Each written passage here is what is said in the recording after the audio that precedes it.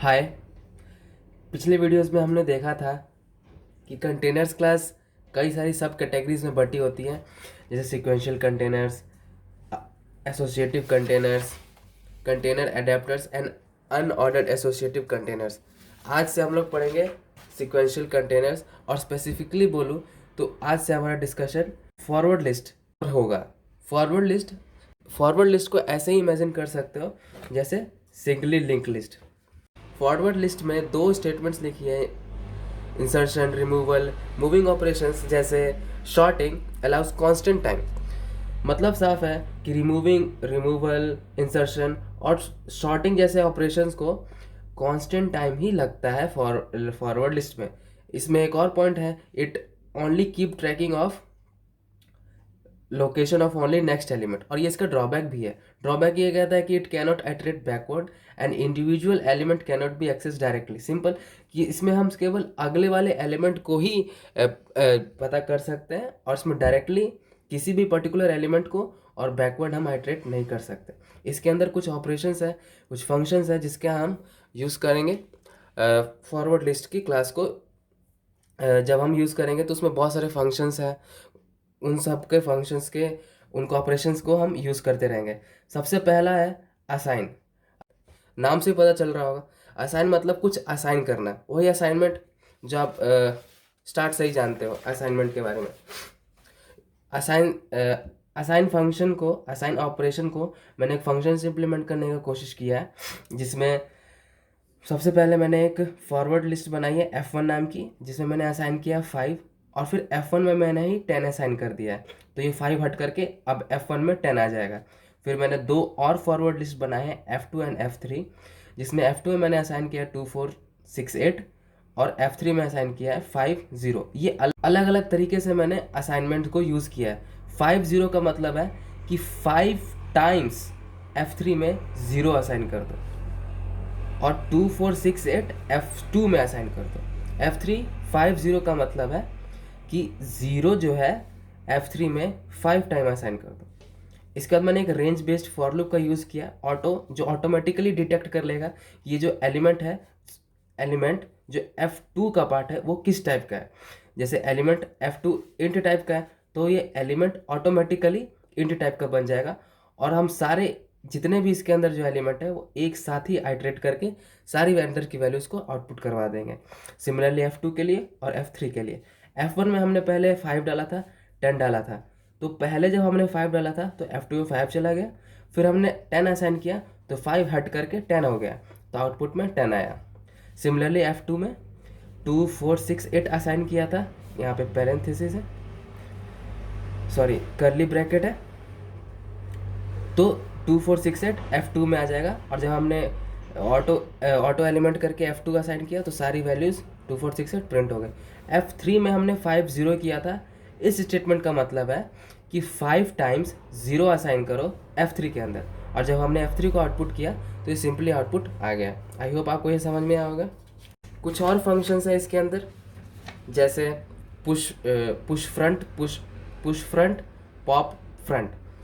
Singly link list में हम जानते हैं कि सिंगली लिंक लिस्ट में हम सिर्फ एलिमेंट्स को लिंक्स में अंदर डाल सकते हैं और अंदर से हटा भी सकते हैं, केवल एक एंड से। वही होता है फॉरवर्ड सिंगली लिंक लिस्ट। तो पुश फ्रंट, सिंपल सा स्टेटमेंट यहाँ पे लिखा है, function use to push element into a forward list from front, new element inserted at the beginning. और उसी से रिलेटेड मैंने एक कोड लिखा है, जिसमें मैंने दो फॉरवर्ड लिस्ट बनाई है F1 एंड F2 नाम के, जिसमें F1 में मैंने असाइन किया 2 4 8 10, और मैंने पुश फ्रंट किया है 0, मतलब पुश फ्रंट इसके आगे 0 आ जाएगा, और फिर से मैंने पुश फ्रंट किया है -2, मतलब 0 के आगे भी -2, और मैंने इंट आई लगा। और F2 में मैंने 0 से लेकर 10 तक एक लूप चलाया है, और पुश फ्रंट करता जाऊंगा आई की वैल्यू को। जो आई की वैल्यू वह 0 से लेकर 10 तक मूव करेगी, ये लेस देन 10 है तो 9 तक ही जाएगा, 0 से लेकर 9 तक, और आई की वैल्यू एक एक करके पुश फ्रंट होते जाएगी। तो पहले 0, फिर उसके पहले 1, फिर उसके पहले 2, और डिक्रीजिंग ऑर्डर में 9 से लेकर 1 तक वैल्यूज़ F2 में पुश होती जाएंगी। और जब मैं फॉर लूप लगाऊंगा F1 की वैल्यूज़ और F2 की वैल्यूज़ को देखने के लिए, तो कुछ यूँ आउटपुट आएंगे। यह था push front. Pop front simple है, जो पहले वैल्यूज़ को हटा दे, उसको डिलीट कर दे, ख़त्म कर दे। तो जैसे पिछले वाले कोड को ही अगर मैं F1 हमारे F1 में शुरुआत में -2 0 2 4 8 एंड 10 थे। अब मैंने पहली बार जब पॉप फ्रंट किया तो ये -2 हट जाएगा, फिर से मैंने पॉप फ्रंट किया तो ये 0 हट जाएगा, और फिर मैं F1 को आउटपुट करवाऊंगा तो आउटपुट सिर्फ इतना ही आएगा जो मैंने यहाँ पे किया है। ठीक सेम केस अगर F2 में रिवर्स ऑर्डर में 8 9 7 6 5 4 3 2 1 थे और 0 था एंड में, और यहाँ पे मैंने 2 बार पॉप फ्रंट किया है, तो ये 9 और 8 हट जाएगा और केवल यही वैल्यूज़ आउटपुट होंगी। ये था pop front. I hope clear हो गया होगा। इसके बाद कुछ छोटे छोटे फंक्शंस हैं जिसका बहुत ज़्यादा यूज़ होगा, जैसे बिगिन, एंड, फ्रंट, एम्प्टी। ये चीज़ देख करके आपको ये तीन चीज़ों का तो आइडिया लग जाएगा, फ्रंट, बिगिन और एंड। फ्रंट जो होता है वो पहले एलिमेंट को शो करता है। अगर आप फ्रंट लिखोगे तो सबसे पहली वैल्यू लिंक लिस्ट में कौन सी है वो दिख जाएगी। जैसे इस केस में 1 है तो फ्रंट जो है ये 1 को शो करेगा। बिगिन और एंड एक आइटरेटर है जो शो करता है, जो पॉइंट करता है पहले एलिमेंट को, और एक एंड जो है वो लास्ट एलिमेंट को। बिगिन एक आइटरेटर है जो रिटर्न करता है फर्स्ट एलिमेंट की आइटरेटेड पोजीशन को, और एंड भी एक आइटरेटर है जो पॉइंट करता है last element in a forward list. मैंने स्टेटमेंट में भी यही लिखा है, front use to refers a first element in a forward list. Empty, और एम्प्टी फंक्शन जो होता है वो यूज़ होता है चेक करने के लिए कि whether a forward list contains empty और not, forward list container is empty और नॉट। तो सिंपली ये 0 या 1 रिटर्न करता है। फ्रंट और एम्प्टी को लेकर के एक छोटा सा कोड है जिसमें हम फॉरवर्ड लिस्ट के अंदर रखी सभी वैल्यूज़ का हम सब निकालेंगे, और इस कोड की मदद से आप समझ जाओगे कि फ्रंट और एम्प्टी कैसे काम करता है। जैसे सिंपली मैंने यहाँ पे एक इंट सम इक्वल्स टू 0 नाम का एक वेरिएबल बनाया जिसको मैंने 0 से इनिशियलाइज कर दिया है। इसके बाद मैंने एक F1 नाम का फॉरवर्ड लिस्ट बनाया जिसके अंदर मैंने 1 2 3 4 5 वैल्यूज़ असाइन कर दिए। एक असाइन करने का ये एक और तरीका है। और वाइल जब तक ये एम्प्टी नहीं हो जाता हम तब तक सम में वैल्यूज़ सम करते जाएंगे फ्रंट की वैल्यू, और पॉप कर देंगे फ्रंट। अभी मैंने पॉप आपको बताया था, और फ्रंट जो होता है वो टॉप एलिमेंट को बताता है कि सबसे पहली एलिमेंट कौन सी है, और पॉप फ्रंट पहली एलिमेंट को डिलीट कर देगा। तो सबसे पहले 1 होगा तो 0 + 1 सम में आ जाएगा 1, और हम पॉप कर देंगे 1 को, तो 1 2 3 4 एंड 5। तो 1 फ्रंट करेगा पॉइंट पहले इसको, फिर हम यहाँ पर इसको पॉप कर देंगे तो सम की वैल्यूज़ हो जाएगी 1।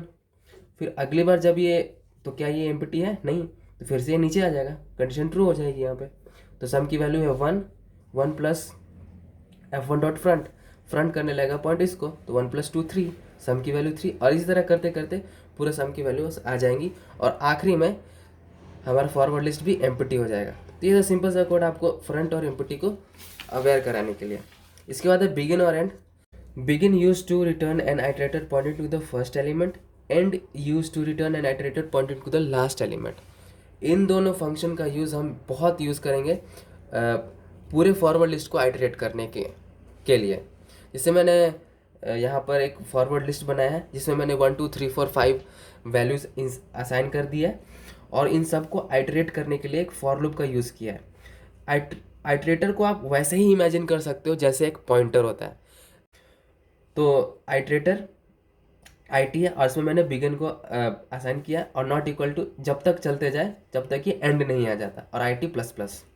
और सिंपली वैल्यूज़ को, अब जैसे कि मैंने बोला पॉइंटर से वैल्यूज़ को जानने के लिए हम स्टार आगे लगाते हैं, सिंपली इसके आगे भी हम स्टार लगा के रखी वैल्यू को हम जान सकते हैं कि उसके अंदर कौन सी वैल्यू, और सिंपली सारे 1 2 3 4 5 वो प्रिंट कर देगा। उसके बाद कुछ और फंक्शंस है, जैसे इंसर्ट आफ्टर, इरेज आफ्टर। ये नाम से पता चल रहा होगा कि कुछ वैल्यू इंसर्ट करना है फॉरवर्ड लिस्ट में आफ्टर अ सर्टेन पोजीशन।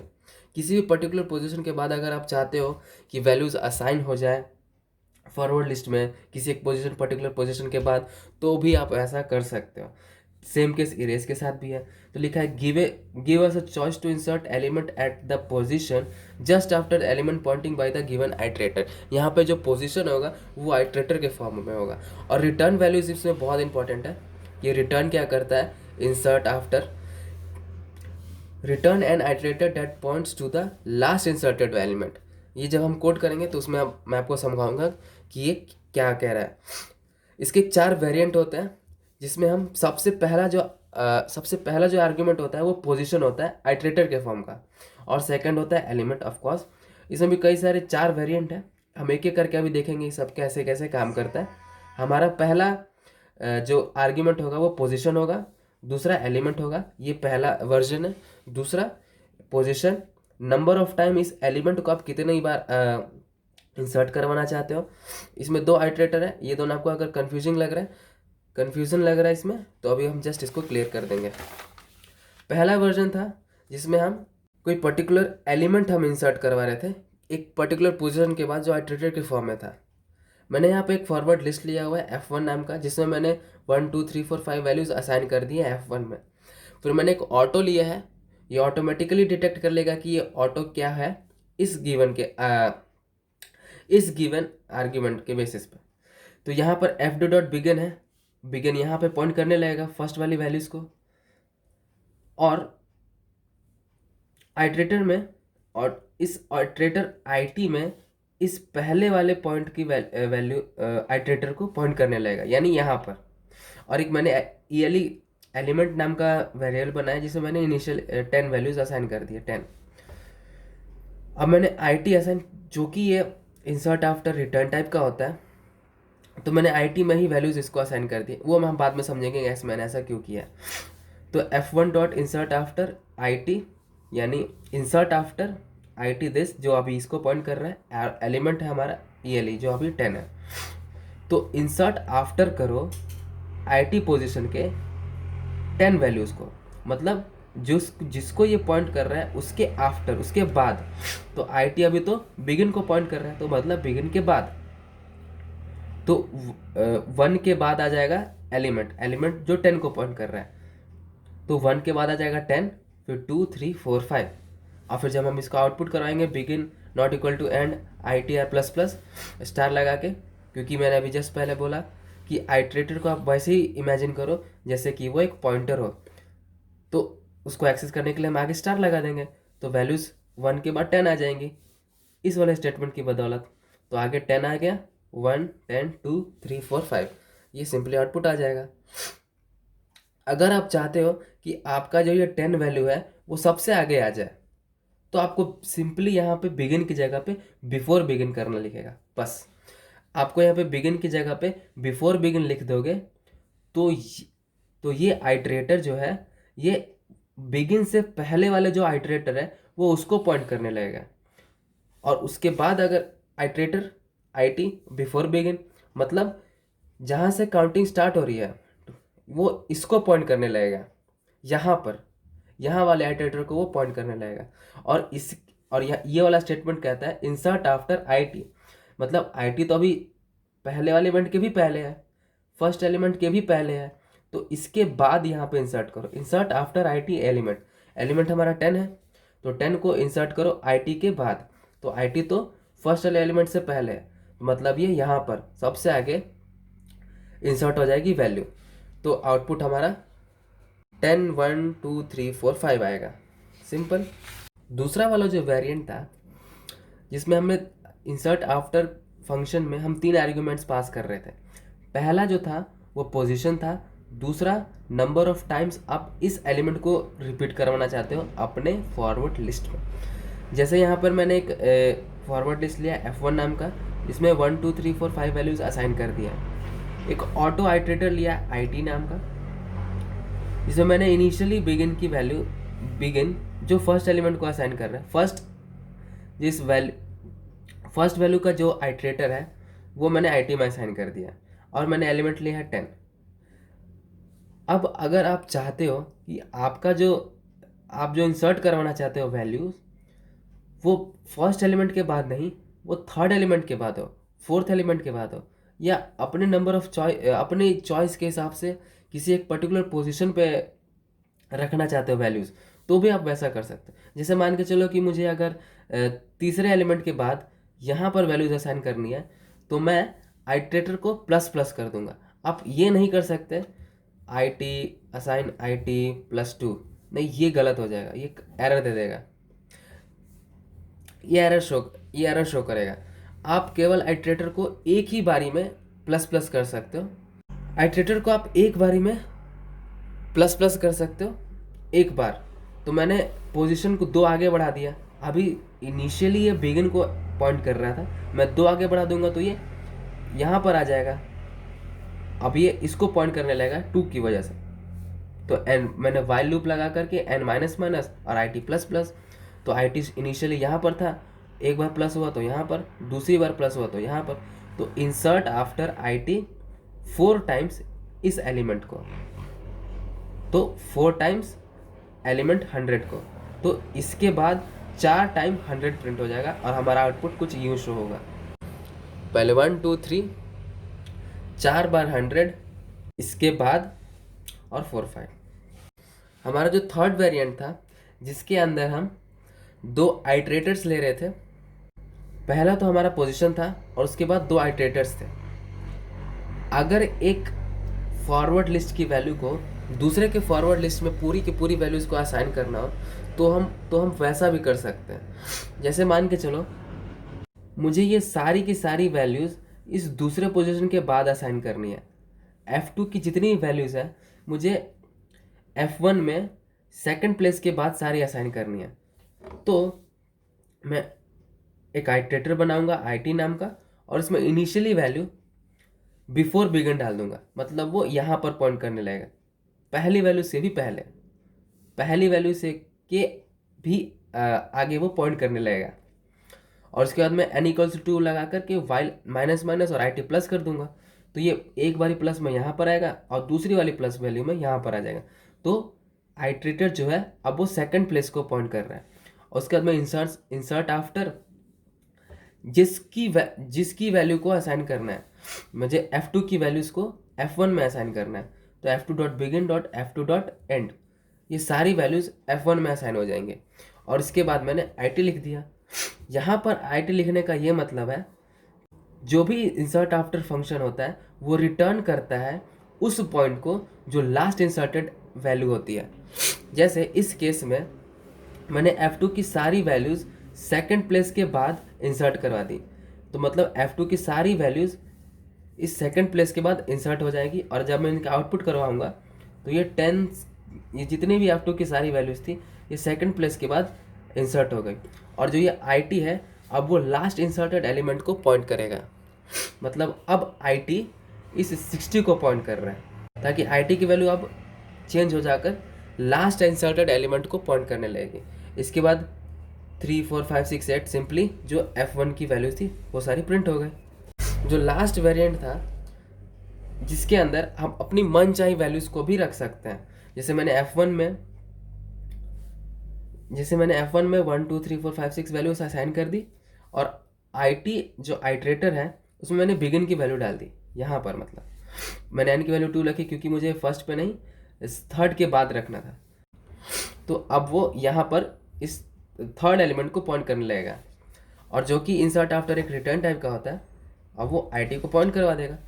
तो हम IT को पॉइंट करवा देंगे और अपनी मन चाहिए वैल्यूज़, जैसे मुझे चाहिए मान के चलो 23 56 89, हम ये तीनों वैल्यूज़ इस थर्ड एलिमेंट के बाद इंसर्ट करवाना चाहते हैं। तो हम इंसर्ट आफ्टर फंक्शन का यूज़ करके IT जो कि अब इसको पॉइंट कर रहा है, ये सारी वैल्यूज़ इसके बाद इंसर्ट करवा देंगे और फॉर लूप की मदद से सारा वैल्यूज़ प्रिंट करवा देंगे। जैसे 1 2 3, इसके बाद सारी वैल्यूज़ जो आप चाहते थे वो इंसर्ट हो गई। उसके बाद 4 5 6 और IT जो है वो लास्ट इंसर्टेड वैल्यूज़ को पॉइंट करता है। तो अब IT जो है वो 89 को पॉइंट करेगा। एक इरेज आफ्टर भी फंक्शन होता है जिसको हम एक किसी भी पर्टिकुलर वैल्यूज़ के बाद को हम इरेज करवा सकते हैं। जैसे एक मैंने फंक्शन बनाया है F1 फंक्शन नहीं सॉरी फॉरवर्ड लिस्ट एक बनाई है F1 नाम की 10 20 30 40 और एक आइटरेटर बनाया है IT नाम का, और जिसमें इनिशियली वैल्यू मैंने बिफोर बिगिन की डाली है, मतलब इसके पहले, और मैंने इरेज आफ्टर कर दिया IT। इरेज आफ्टर IT तो ये इसके पहले पॉइंट कर रहा था, आफ्टर ये इसके बाद तो 10 है, तो 10 वैल्यूज़ इरेज हो जाएगी। और जब हम प्रिंट करेंगे तो 20 30 40 10 इरेज हो गया। एक क्लियर नाम का फंक्शन भी होता है, इसका हम यूज़ तब करते हैं जब हमें पूरी की पूरी फॉरवर्ड लिस्ट की वैल्यू को साइज़ 0 करना हो। यानी अगर मैं F1 डॉट क्लियर लिख दूँ तो सारी की सारी वैल्यूज़ जो इसके अंदर हैं वो सब डिलीट हो जाएंगी और इसका साइज़ बेसिकली 0 हो जाएगा। थैंक्स।